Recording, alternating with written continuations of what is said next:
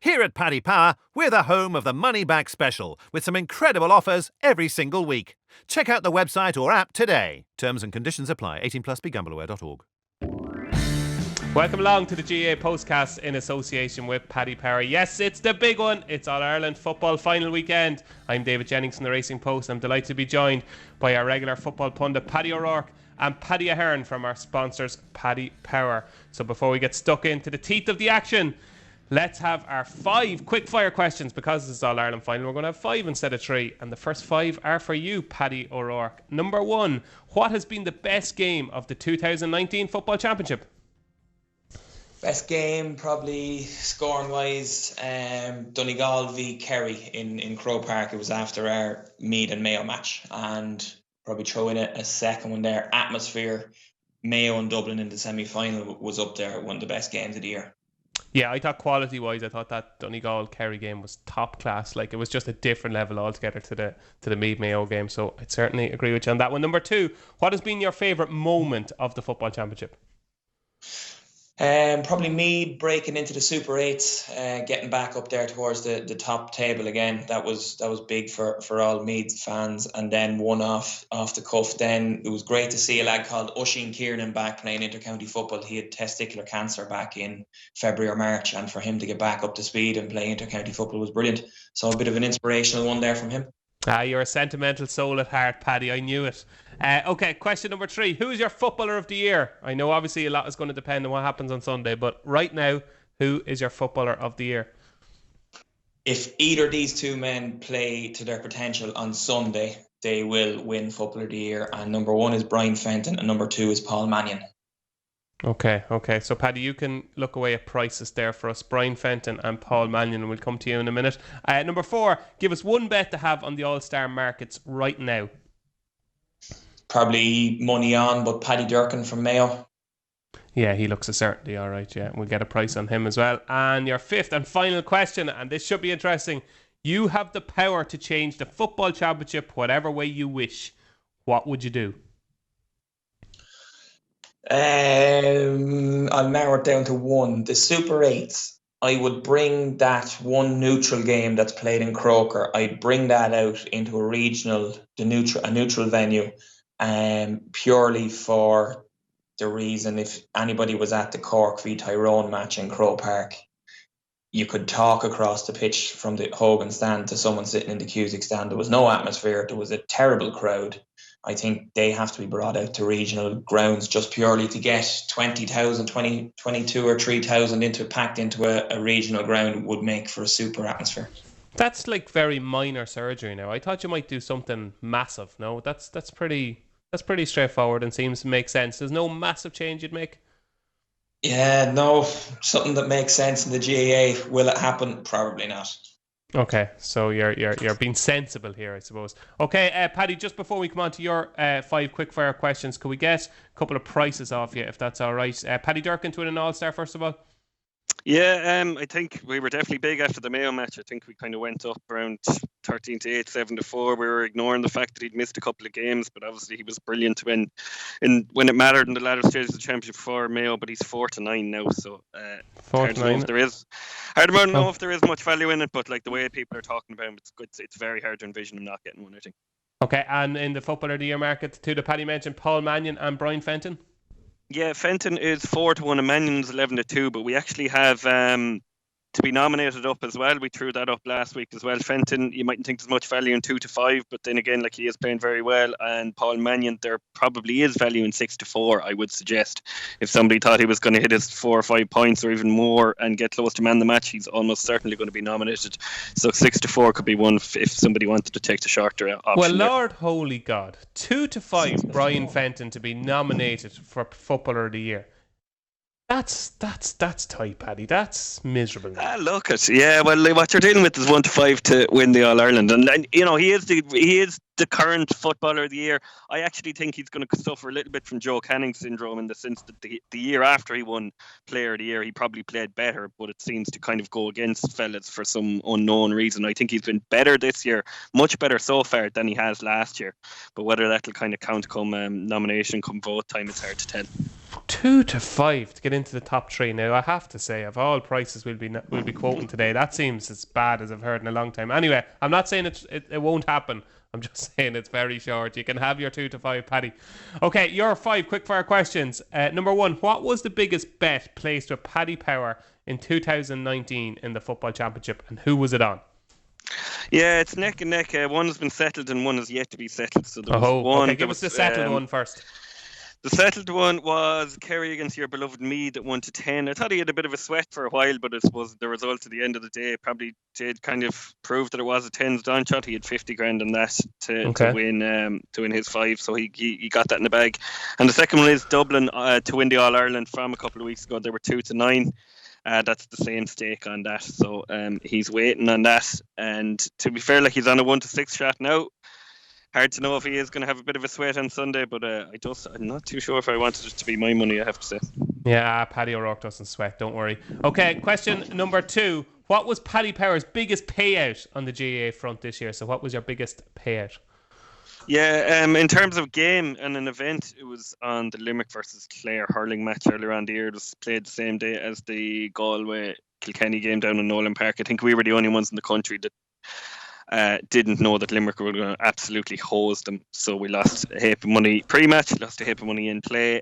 In terms of football, I think it was a similar kind of a vein. In Cork, it was very weird when Cork versus Laois lost an absolute fortune on that as well. We took Cork on, which was the wrong decision, and they annihilated them in play also. And you're talking fortunes, are we talking 60-70 grand kind of thing?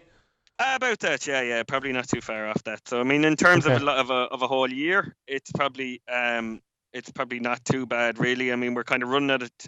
I'd say we had to recalibrate our figures and run them with Paddy O'Rourke and without Paddy O'Rourke. So without Paddy O'Rourke, we're making about 10% for the year. With Paddy O'Rourke's figures, we're losing about 3 or 4%. You know, that kind of does. And 100k here and there just all tends that up. You know yourself. Okay, and in this sense, we're talking about Paddy O'Rourke's Dublin All Ireland final bet, is it?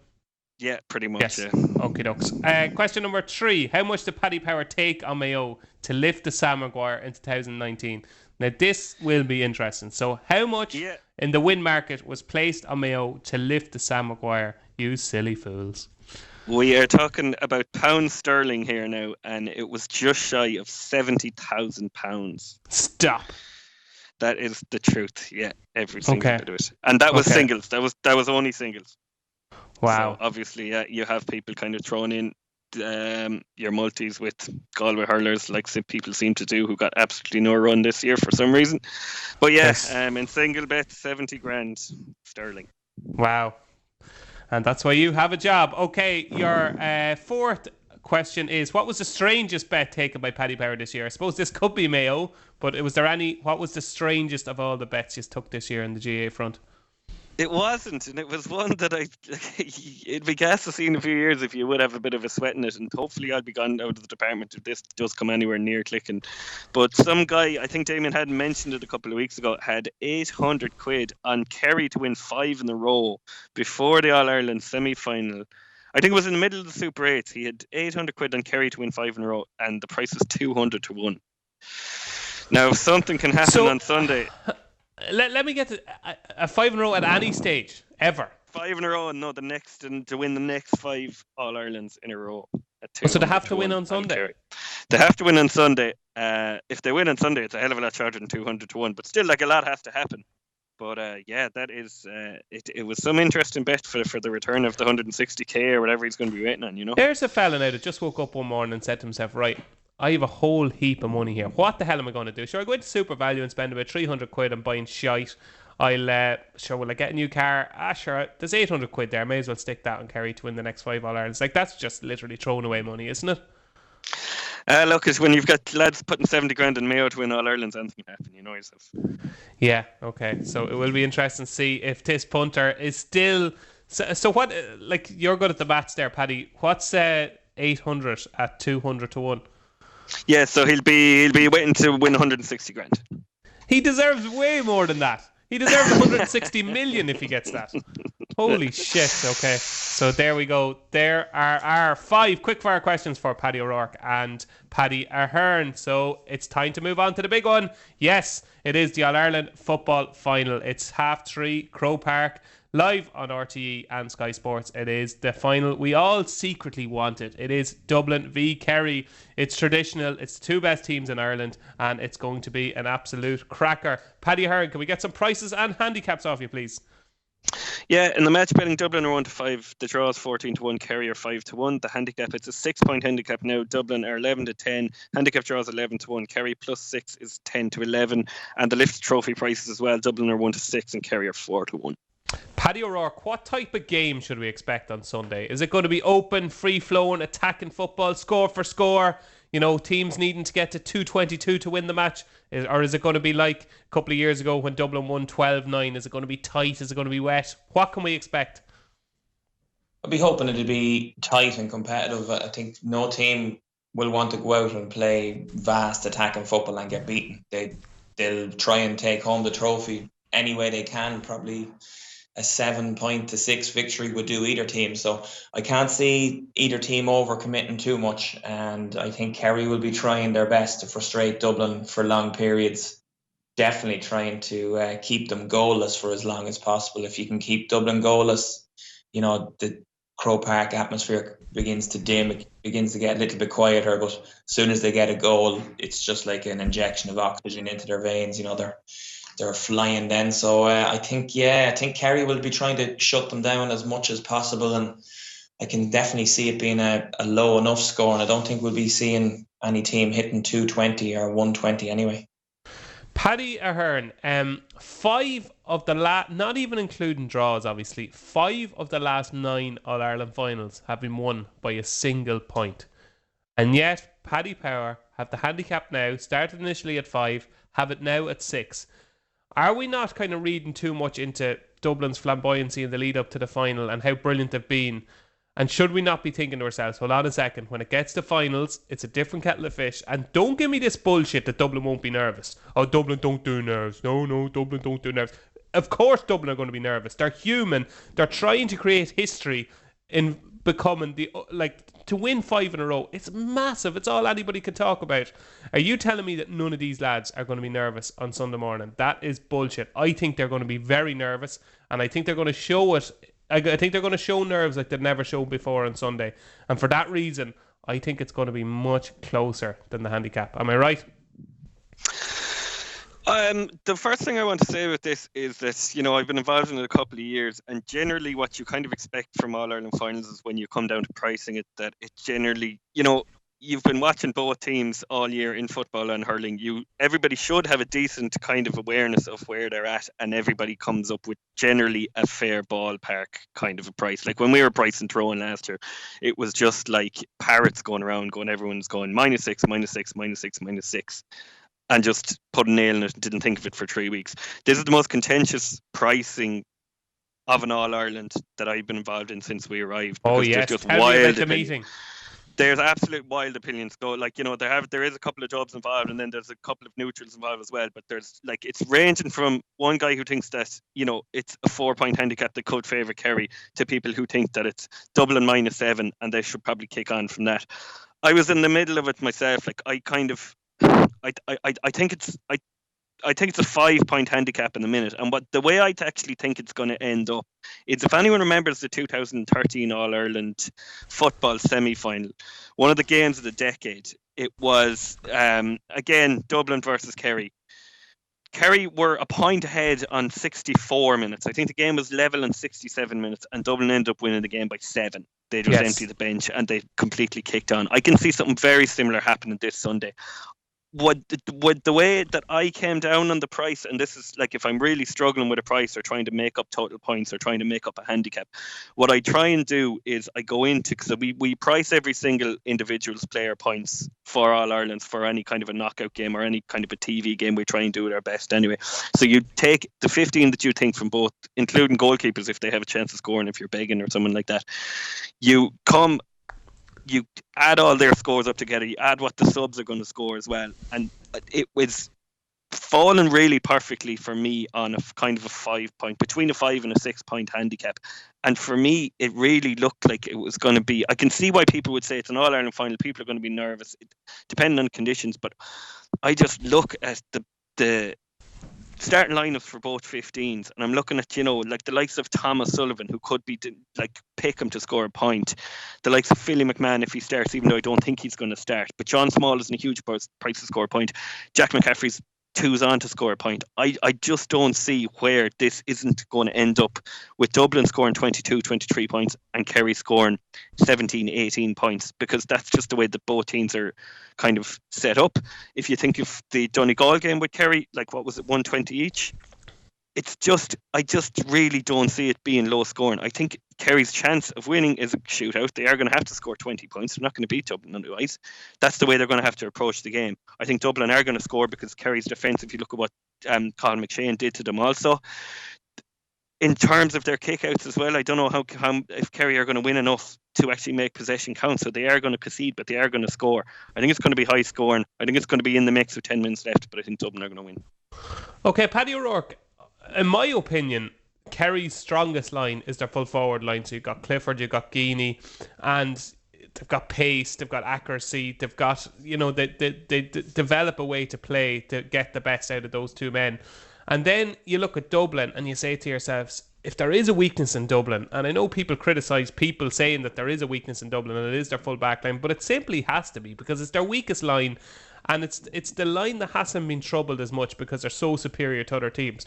So when you put Kerry's best line and Dublin's weakest line together, surely that evens this up a little bit. And when you see what potentially could happen and Kerry exploding from the traps, could this Kerry team actually have a chance? And coming into the game with the perfect mentality, nobody talking about them, everybody talking about Dublin, it is the perfect way for Kerry to be coming in to an All-Ireland final. Can we give them a chance, Paddy?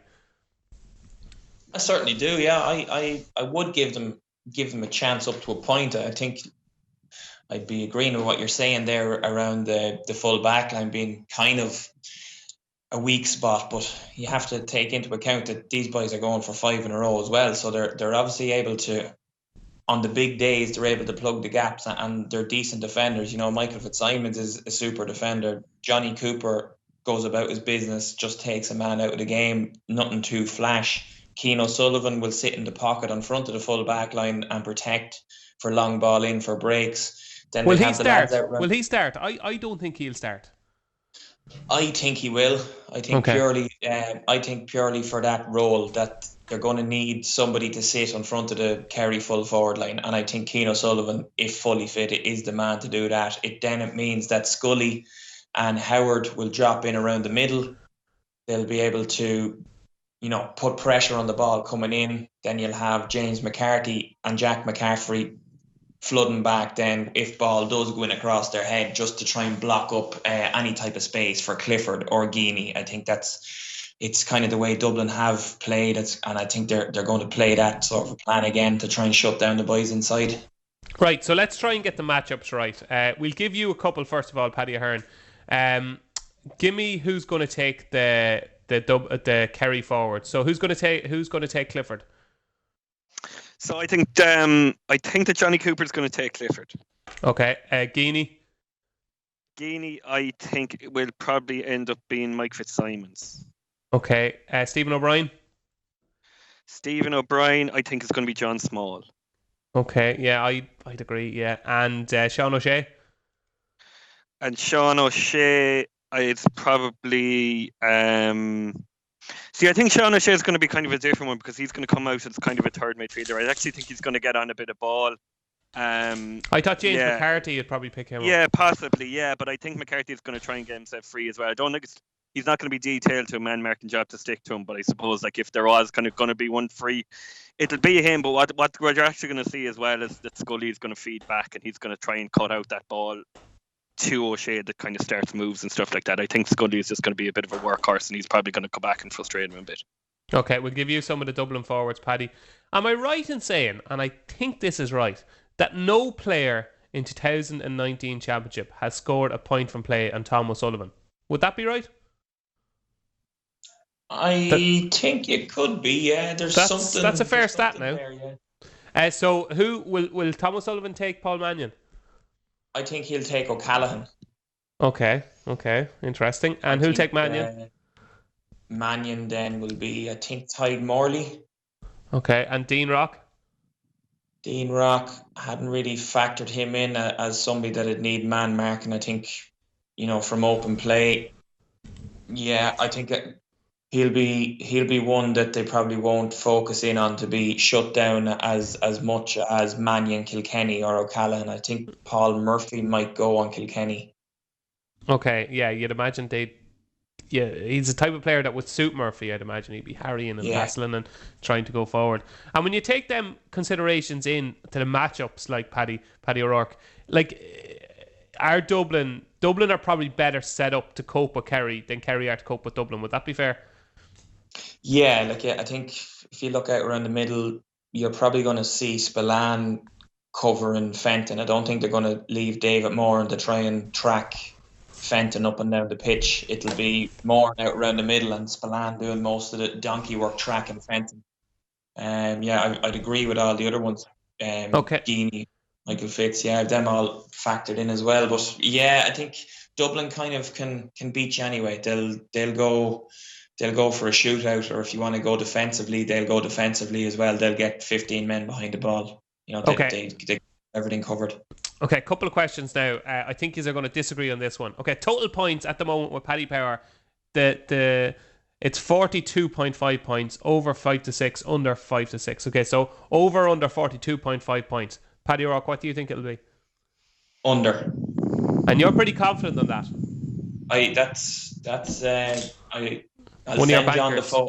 I'll send John the photo as confirmation. I think that could be one of the bets of the weekend. Okay, so under 42.5 points. And the way Paddy Ahern is talking, you're the complete opposite, Paddy, and that's why we love podcasts like this. Yeah, that's the thing. I mean, when we were pricing up first, I thought it might be a bit high for an All-Ireland final, but then when you go through the player points, I just can't keep it down. I was a good bit ahead of it. It's hard. I know it's kind of tricky when you look at the 42.5. You think, geez, that's a high score in All-Ireland final, but I can't see that any other way, to be honest. Okay, so that's interesting. Okay, and as regards Dublin and Kerry total points, 24.5 for Dublin, Paddy, you think they might get over that? Yeah, I think Kerry will get over more so. So that kind of could feed into Kerry covering the handicap, I think. Okay, so I think Kerry the Dublin 24.5 is probably... Yeah, Kerry are 18.5, and I can see them, they will have to, I think they're going to have to win the match, certainly. They're going to have to get over that.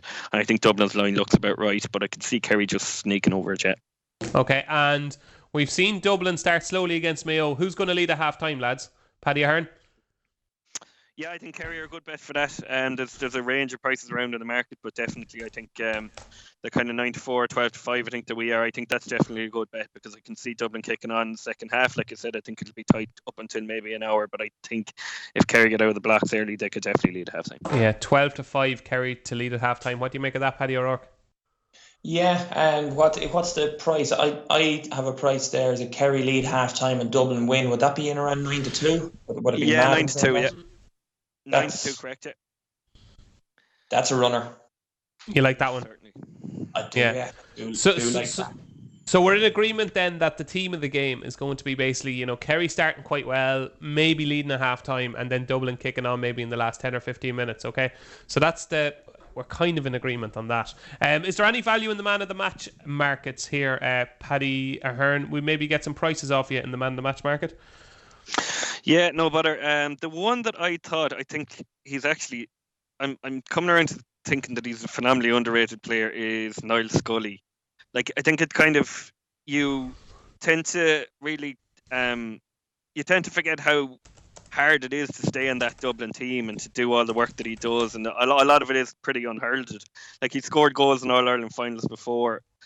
We have a nomination market up as well. I think Scully is 25-1 for that, and he definitely looked overpriced for a player who's, in terms of assists and stuff like that, he's going to get on so much ball, and I think he'll definitely have a chance anyway. I think, and I could be wrong here, but I'm nearly certain that since 2014, so the last 5 man of the match winners in the All-Ireland final have all been defenders.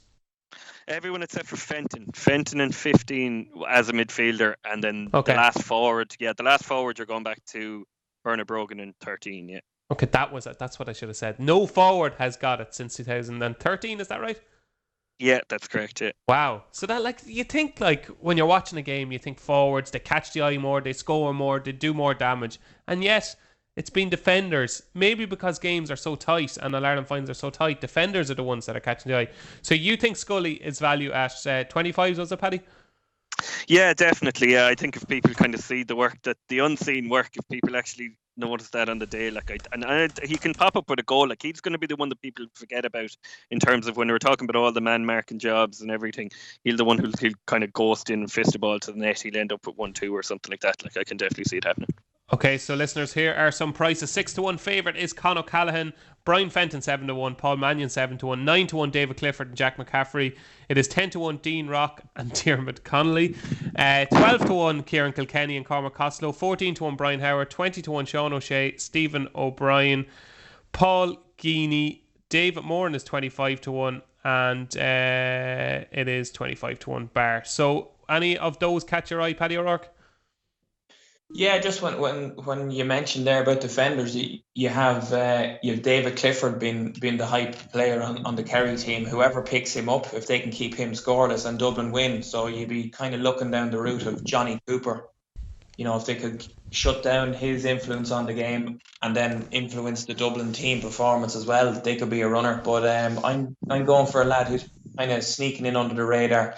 Always has a very good game. Brian Howard at 14-1 could be a little bit of a bit of value there.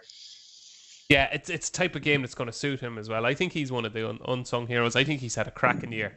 That is Brian Howard, and he is, what price do we make him? He's 14-1 with Paddy Power. 14, yeah.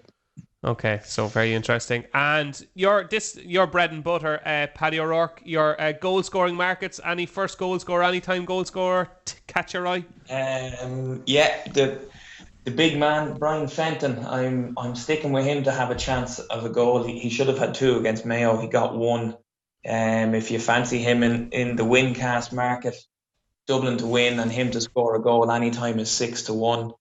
First goal scorer is 20-1 and anytime is 11-2. So I think for a fella who gets forward the way he does and joins the attack late on an overlap, I think he could be a bit of value there, and maybe just someone else to throw in. If Dublin got a penalty, who's most likely to kick it?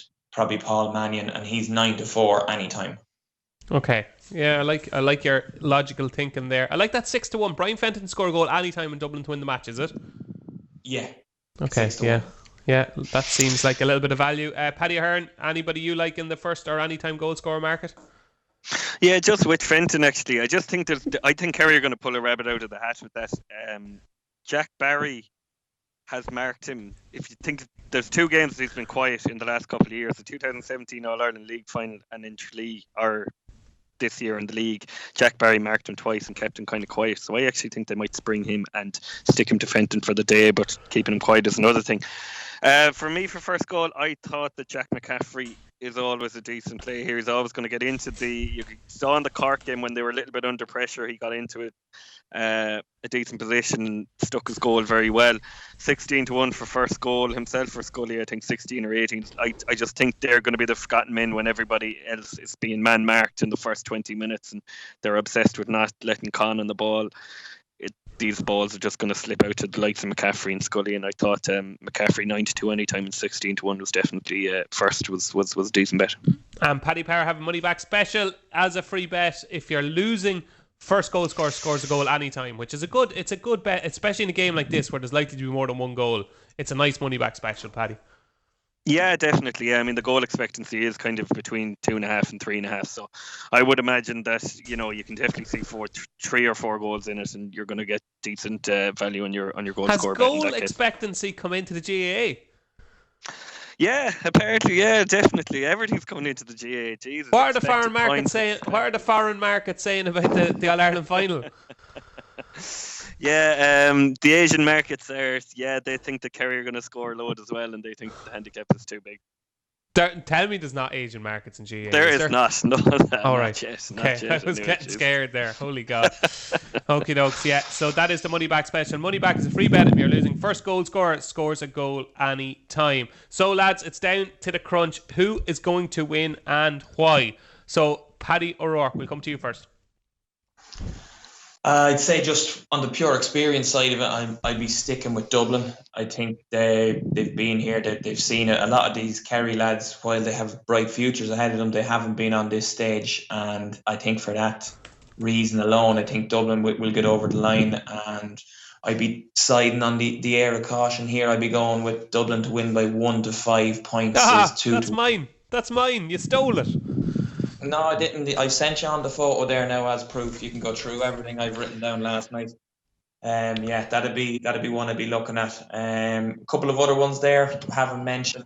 The two free takers, Dean Rock to score over 6.5 points is 5 to 6, and Sean O'Shea to score over 5.5 points is 5 to 6. So if people are banking on there to be a few frees and then Dean Rock or Sean O'Shea to throw in maybe a couple of points from play as well, that they could be a runner in an accumulator.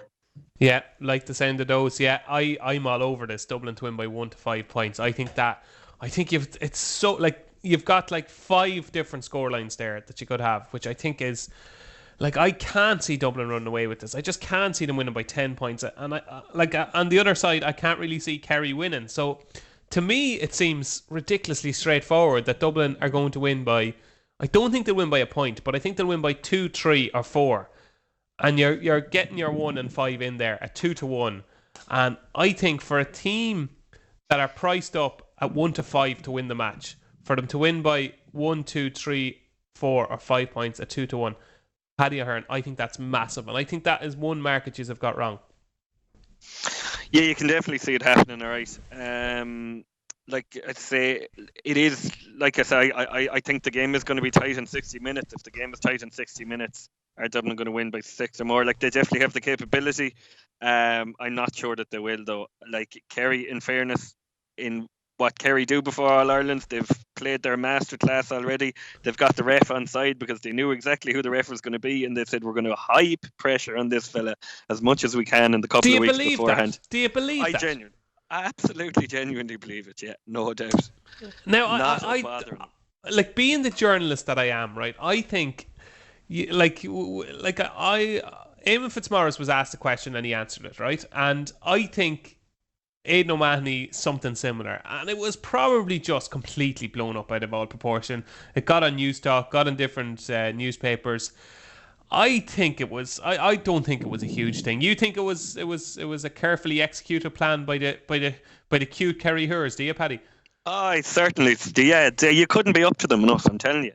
Like, we all know what these All-Ireland with the referees. The referees for All-Ireland finals are known months in advance. They were never ever going to change it anyway. There was never going to be any sort of pressure. There was pressure on Croke Park to change it. They were never ever going to change it. And what they've done is, even if this guy's 50-50 now, there's going to be so much talk about how he was, in Dublin's favour and all that kind of stuff. If there was ever any way of trying to get into their head, just trying to get that little edge, I'm 100% sure that they meant it. But anyway. Now, obviously, David Goff is a Meath man. He went to St. Pat's like myself and Paddy O'Rourke. And brilliant referee, I might add. Probably the best referee in the country. He is, and he's had an excellent year. But the one thing, and I think Paddy O'Rourke will agree with this, if you're looking for alternative markets, like, David Goff was one of these fellas who will do his own thing. So he will not be thinking to himself, okay, I don't want to make him, I just want to be unnoticed here in the final. I don't want to make anybody write about me in the Monday papers. He will do his own thing, and he will completely stick to what he thinks is the right thing to do and stick to the rules, even if it rules out common sense or anything like that. And for that reason, I would be pretty sure there will be a red card in this game, because he's a stickler for rules. So I don't think, I think Coldrick is a little bit more, a little bit more common sense comes into it. I think with Goff, I think it's rules all the way. And for that reason, I think 11-8 about a red card. If there is an arm swung back, or there is a tackle that's a little bit high, I think Goff will do what he thinks is the right thing to do. And that's why I think 11-8 about a sending off. Would you agree with me in that sense, Paddy? Yeah, sorry. This is the problem. It took almost a half an hour for the two Paddies to talk at the same time. We'll go for which one of you is going to change your name? And we'll go to Paddy O'Rourke first. Yeah, we had him in a club championship match there at the weekend, and me being a quite soft-centered, quiet fella, he even managed to give me a yellow card during the game. So he's. What did you do? It was handbags. Handbags is the only way to describe it. But like he's a fella that, as you said, he is a stickler for the rules. He will stick to his guns. He's got his own team around him. I think he's his brother, a couple of brothers, his uncle, his father as umpires. He trusts them by the letter of the law. On Saturday evening, he had all of them mic'd up. They were talking on the pitch. It was a trial run for the weekend, and he actually was booking me and another fella, and he was talking to the umpires, and the umpires were telling him what to do. So it was blue 14, yellow card, and white 18, red card. This is the way it'll go. Did he send anybody off in your game? Yeah, he did. There we go. Backs up my 11-8. What was he sent off for? He tried to take the head off me. Oh, so a fella that was marking you got sent off? Yeah, the two of us tangled, and I got a yellow and he got a red, but it was it was like that. It was all driven by his umpires, and he listens to them 100% and goes with them and trusts them. So I wouldn't be surprised now to see a red card flashed. Okay, there we go. That's 11-8. Do you think that could be a bit of value, Paddy Ahern, given that we have the inside info on David Goff?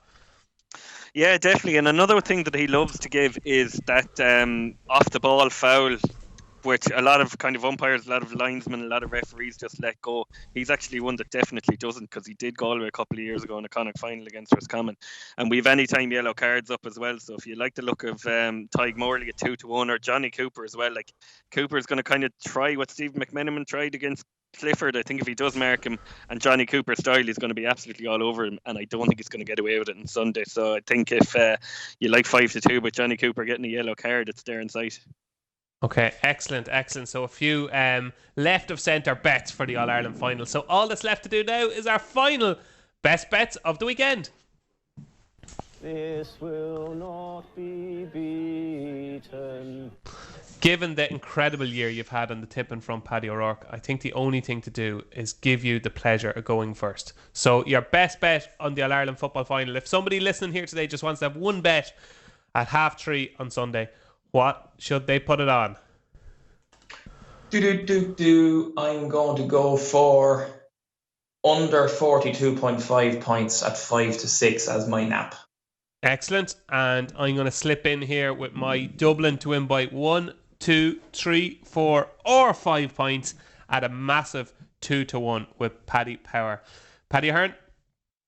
Yeah, we can make it a treble here. I'm going to go with Stephen O'Brien in a scoring match bet against Kieran Kilkenny. Kilkenny is 4-6. O'Brien is 11-10.